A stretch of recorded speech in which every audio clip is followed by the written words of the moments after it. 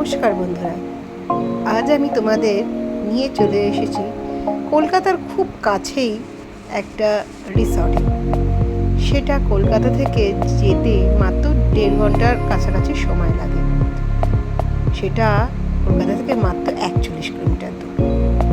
তো বন্ধুরা, আমরা কোন জায়গায় এসেছি বলো তো? আজ আমরা এসেছি ঘটকপুকুর থেকে একটু ছাড়িয়ে রাজেন্দ্রপুরে সুন্দর গ্রাম রিসর্টে। রিসর্টটি অত্যন্ত সুন্দর, ছবির মতন সাজানো। রিসর্টটিতে ঢুকলে গ্রামের একটা ফিল পাওয়া যায়। চলো আজকে আমি তোমাকে এই রিসর্টটি ঘুরে দেখাই। ঢুকেই প্রথমে রিসেপশন, তারপর যেতে যেতে চারিদিকে অনেক কটেজ এবং গ্রিনারি চোখে পড়বে। যেদিকেই তাকা গ্রিনারিতে ভর্তি। মাঝে একটা সুবিশাল মাঠ আছে, যেখানে বাচ্চারা খেলা করতে পারে এবং সারাদিন আনন্দ করতে পারে। আর চারিদিকটা অসংখ্য সুন্দর সুন্দর ফুল দিয়ে সাজানো। যেদিকেই চোখ যাবে সেদিকেই ফুলের শাড়ি, দেখে মন ভরে যাবে। এই জায়গাটাতে শুধুমাত্র সাজানো গোছানো নয়, খুব সুন্দর এবং পরিপাটি মেনটেনেন্স, এবং এদের ব্যবহারও খুব ভালো। এদের খাওয়া দাওয়া ভীষণ সুন্দর। তোমরা অবশ্যই একটা দিনের ছুটি কাটানোর জন্য এই রিসর্টে আসতে পারো। দেখো আমরা যাচ্ছি, যেতে যেতে এখানে পাশে ধান ক্ষেত চোখে পড়বে। খড়ের চালা আছে, তার মধ্যে দেখো সুন্দর জবা ফুল ফুটে আছে গাছে। একটা বুটিক আছে, ঢুকে সেখানে থেকে তোমরা কেনাকাটা করতে পারো। আর এই জায়গাটার একটা বিশেষত্ব হচ্ছে এখানকার সুইমিং পুল। আর গরমের ছুটিতে বাচ্চা বড় সবারই সুইমিং পুল ভীষণ পছন্দ, আমি জানি। তাই তোমরা গরমের ছুটি কাটাতে এখানে একটা দিনের জন্য প্রকৃতির কোলে চলে আসতে পারো। অনাবিল আনন্দ পাবে এবং সাথে তোমাদের ছুটিটাও খুব সুন্দরভাবে কেটে যাবে।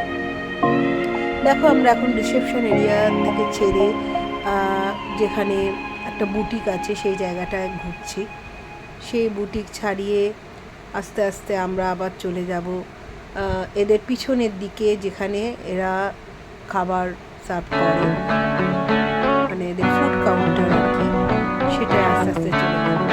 এখানে ছোট বড়, একতলা দোতলা বিভিন্ন রকমের কটেজ আছে, মাড হাউস আছে, খুবই সুন্দর সম্পূর্ণ। আমরা এই মাড হাউসটাতে ছিলাম, যেটার নাম, এখানে অনেক রকমের মাড হাউস আছে, আগেই বলেছি। এছাড়া দোতলা কটেজও আছে। আমরা ছিলাম দোতলা বলে একটি কটেজে, কটেজটা খুব সুন্দর।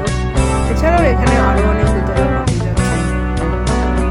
দেখো এইগুলো হচ্ছে সিঙ্গেল কটেজ, ওপরটা খড়ের চাল।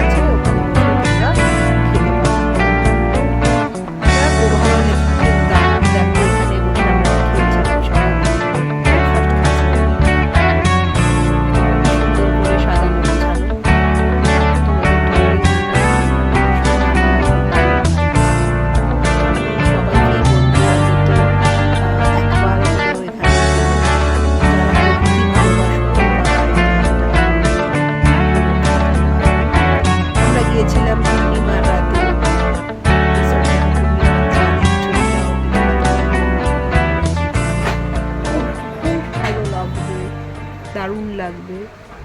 অবশ্যই আমাকে সাপোর্ট করো বন্ধুরা।